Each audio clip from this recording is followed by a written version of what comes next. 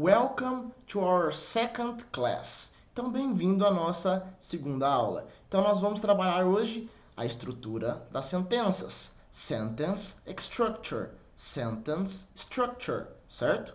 A estrutura das sentenças. Então, a estrutura das sentenças em inglês segue um padrão específico, que geralmente consiste em um sujeito, verbo e objeto, barra, complemento. Objeto, complemento.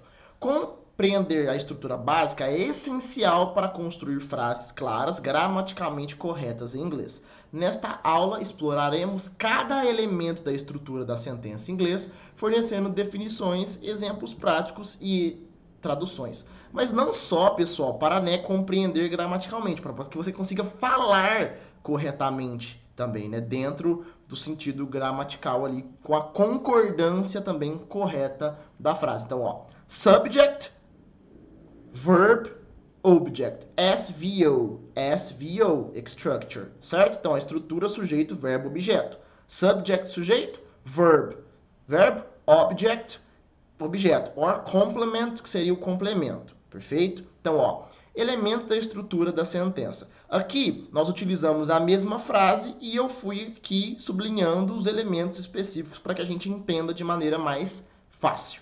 Então, subject, o sujeito. O sujeito é quem ou o que realiza a ação expressa pelo verbo na sentença. Pode ser um substantivo, pronome ou até mesmo uma frase nominal. Mas, professor, eu estou aprendendo inglês, por que tem isso aqui? Gente, lembra? Primeira fase, certo? Tradução sistêmica. Então, você tem que entender a raiz, tanto em português, para você compreender o contexto e o significado em inglês. Depois se torna automático.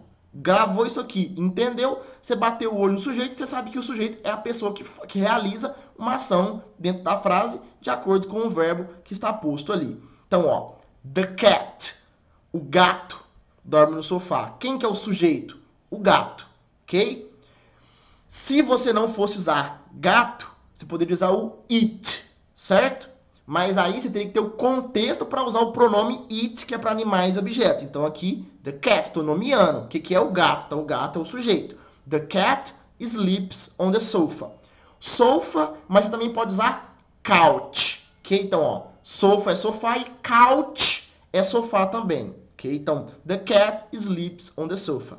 The verb. O verbo indica a ação que está sendo realizada na sentença. Ele concorda com o sujeito ou em número de pessoa. Número e pessoa, certo? Se vai ser primeira pessoa, terceira pessoa, singular, plural e assim sucessivamente. Então, the verb. Então, sleeps. Sleeps. Dorme no sofá. Nesse caso, por que tá desse jeito? Sleeps. Porque cat faz parte dos pronomes he, she, it. Ele, ela, e o it que é para animal e objeto. Se fosse, por exemplo, I sleep on the sofa. You sleep on the sofa, certo? Quando você usa he, she, it, alguns verbos, certo? Eles têm uma leve alteração, que é no caso que vocês estão vendo aqui. Mas vocês vão ter acesso a isso em outros conteúdos. Vamos focar aqui no que nós estamos falando, mas é apenas um adendo para você já entendendo algumas peculiaridades da estrutura, da gramática no inglês. Então, the cat sleeps on the sofa. Ele a mimir no sofá. Perfeito? Então, object, complement. Perfeito? Object, complement. Então, o complemento, certo? Completa o sentido da frase, dando mais informações sobre o sujeito ou verbo. Pode ser direto, indireto, objeto do verbo, entre outros. Então, on the sofa. On the sofa. The cat sleeps on the sofa. O gato dorme no sofá. Então, sujeito, verbo, objeto, complemento, certo? Porque onde é que ele está? No sofá. Sleep on the sofa. Sleep on the couch. Perfeito? Então, quais que são os exemplos práticos para esse tipo de estrutura do SVO, certo? Sujeito, verbo, objeto. Então, uma sentença simples, quando você tem um sujeito e um verbo. She reads books. She reads books. Ela lê livros. Ela lê livros. She reads books. She reads books. Viu o som? She reads books. She reads books. Cool? Perfeito? Sentença com complemento. Uma sentença com complemento contém um sujeito, um verbo e um complemento. They drink coffee every morning. They drink coffee every morning. É assim mesmo, coffee, porque essa palavra, se eu não me engano, ela vem do francês. Coffee, coffee, certo? Ela tem uma tradução do francês, então por isso que ela se pronuncia ela dessa maneira. Então, they drink coffee every morning. They drink coffee every morning. They drink coffee every morning. They drink coffee every morning. Cool? Percebeu? Som completo, fluidez e blocos, certo? De pronúncia, para você entender aí como funciona como um todo. Sentença com complemento direto e indireto. Uma sentença com complemento direto e indireto contém um sujeito, um verbo e um complemento direto, que recebe a ação direta do verbo, e um complemento indireto para quem ou para o que a ação é realizada. Então, ó, he gave his sister a present. He gave his sister a present. Então, ele deu, certo, um presente para sua irmã.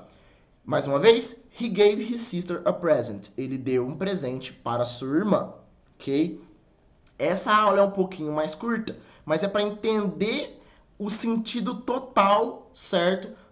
Das frases, da estrutura gramatical, porque isso aqui é o início de tudo. Você entendendo, compreendendo isso aqui, quando você tiver acesso ali, você vê alguma coisa escrita em inglês, vê uma legenda ali num filme, alguma coisa do tipo, você já consegue entender alguns princípios do porquê que cada elemento está nesse lugar. Porque você tem ali o sujeito, o verbo, o objeto, complemento, ok? Então, ó, conclusão, conclusion. Nesta aula, aprendemos sobre a estrutura das sentenças em inglês, incluindo o sujeito, o verbo e o complemento. Praticamos com exemplos e frases para solidificar o entendimento. Continue praticando para aprimorar suas habilidades na construção das frases em inglês. Espero que vocês tenham gostado e vejo vocês na próxima aula.